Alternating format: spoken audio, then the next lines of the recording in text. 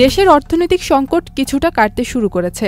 প্রবাসী আয় ও রপ্তানি আয়ের গতি বাড়তে থাকায় বিদেশি ঋণ পরিশোধে বড় ধরনের সংকটে পড়তে হয়নি সরকারকে। এমন তথ্য উঠে এসেছে অর্থনৈতিক সম্পর্ক বিভাগের সর্বশেষ প্রতিবেদনে।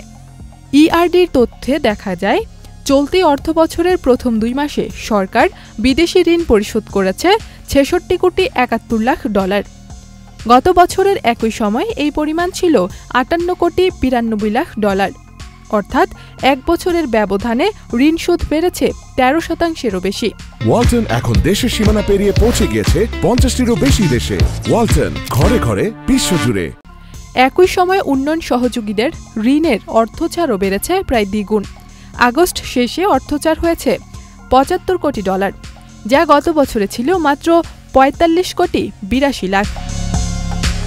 সবচেয়ে বেশি অর্থচার এসেছে রাশিয়া থেকে, $31 কোটি 54 লাখ। মূলত পাবনার রূপপুর পারমাণবিক প্রকল্পের অর্থায়ন থেকেই এসেছে এই অর্থ। দ্বিতীয় অবস্থানে রয়েছে বিশ্বব্যাংক, যেখান থেকে এসেছে $25 কোটি। আর তৃতীয় অবস্থানে আছে এশিয়ান ডেভেলপমেন্ট ব্যাংক।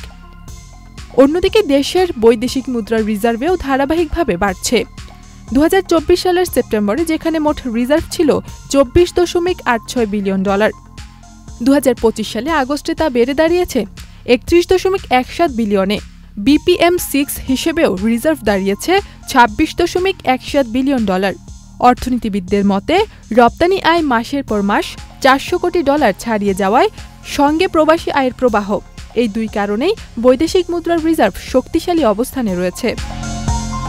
অর্থনীতির নানা চ্যালেঞ্জ সত্ত্বেও রপ্তানি এবং প্রবাসী আয়ের গতি বাড়ায় সরকারকে বিদেশি ঋণ পরিশোধে তেমন সংকটে পড়তে হচ্ছে না।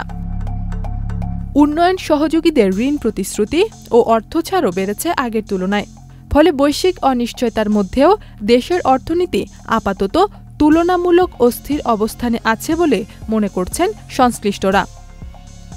ইথিলা কবির প্রমা, চ্যানেল আই।